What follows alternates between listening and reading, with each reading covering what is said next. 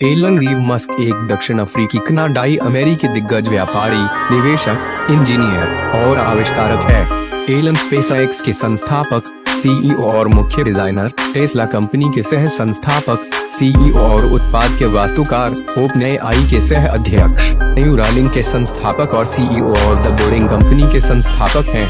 इसके अलावा वे सोलरसिटी के सह संस्थापक और पूर्व अध्यक्ष, जिप2 के सह संस्थापक और एक्सकॉम के संस्थापक हैं, जो कि बाद में कॉन्फिनिटी के साथ विलय हो गया और उसे नया नाम पेपैल मिला। दिसंबर 2016 में एलन को फोर्ब्स पत्रिका की दुनिया के सबसे शक्तिशाली लोगों की सूची में 21वां स्थान प्राप्त हुआ।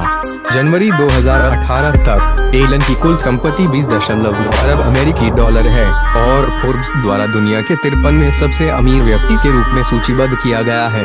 एलन ने कहा है कि सोलरसिटी, टेस्ला और स्पेसएक्स का लक्ष्य विश्व और मानवता को बदलने के लिए उनके दृष्टिकोण के चारों ओर घूमता है। उनके लक्ष्यों में संधारणीय ऊर्जा उत्पादन और उपयोग के माध्यम से भूमंडलीय उष्मीकरण, ग्लोबल वार्मिंग को कम करना और मंगलवार ग्रह पर मानव बस्ती की स्थापना के द्वारा मानव विलुप्त होने के खतरे को कम करना शामिल है।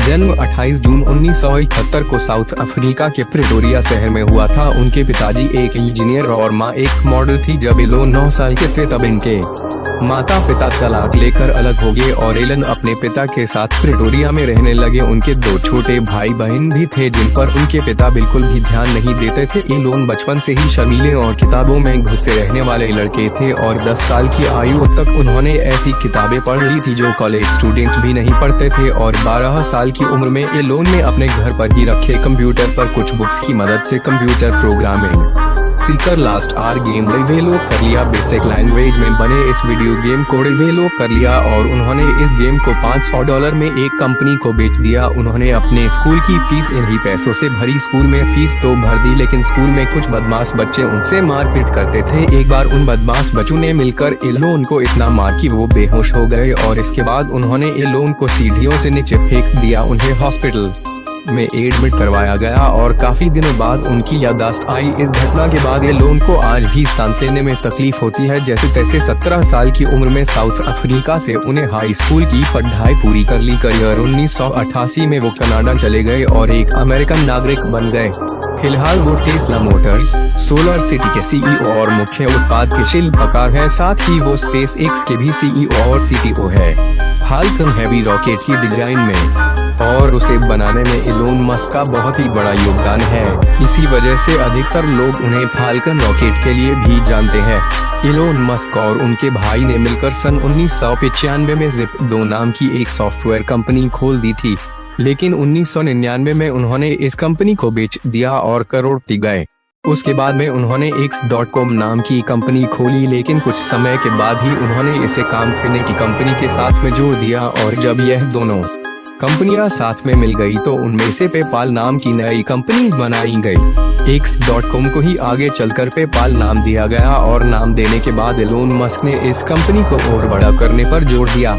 उसके बाद में उन्होंने स्पेसएक्स कंपनी खोली और टेस्ला के सीईओ बन गए, मगर वहां पर पहुंचने पर केवल 2 दिन के बाद ही उन्हें इस कोर्स को छोड़ना पड़ा, क्योंकि वो इंटरनेट, नवीकरणीय ऊर्जा और अवकाश के क्षेत्र में बिजनेस करना चाहते थे। वो 2002 में अमेरिका के नागरिक बन गए। एलन मस्क ने अपने से ही अविश्वसनीय काम करने शुरू कर दिए थे। उनका इस तरह के अद्भुत काम करने का दौर आगे भी चलता रहा। उनके कई सारे कार्य में एक फाल्कन रॉकेट को लेकर है। इस रॉकेट की डिजाइन बनाने का काम खुद एलन मस्क ने ही किया है और साथ ही इस बड़ी मुहिम को कामयाब बनाने में सबसे अधिक योगदान उनका ही रहा है। इंस्पायरिंग थॉट्स को यहाँ फेलियर एक विकल्प है। अगर चीजें फेल नहीं हो रही हैं, तो आप उतना इनोवेट नहीं कर रहे। अगर कुछ बेहद जरूरी है तो भले चीजें आपके खिलाफ हों, फिर भी आपको वो करना चाहिए। वो पेपाल से जाते वक्त मैंने सोचा, अच्छा और कौन सी समस्याएं हैं जिनकी मानवता के भविष्य को प्रभावित करने की सबसे अधिक संभावना है। मैंने इस नजरिए से नहीं सोचा कि पैसा बनाने का सबसे अच्छा तरीका क्या है। वो पहला कदम ये स्थित करना है कि कोई चीज संभव है, उसके संभावना घटित होगी और आप जो सबसे अच्छी चीज बना सकते हैं उसे बनाने को लेकर अधिक कठोर होना चाहते हैं। उसमें वो हर एक चीज खोजिए जो गलत है और उसे ठीक करिए। नेगेटिव फीडबैक लीजिए, खासकर मित्रों से। एक ही टोकरी में सारे अंडे रखना ठीक है जब तक कि आप ये कंट्रोल कर सकें कि टोकरी का क्या होता है।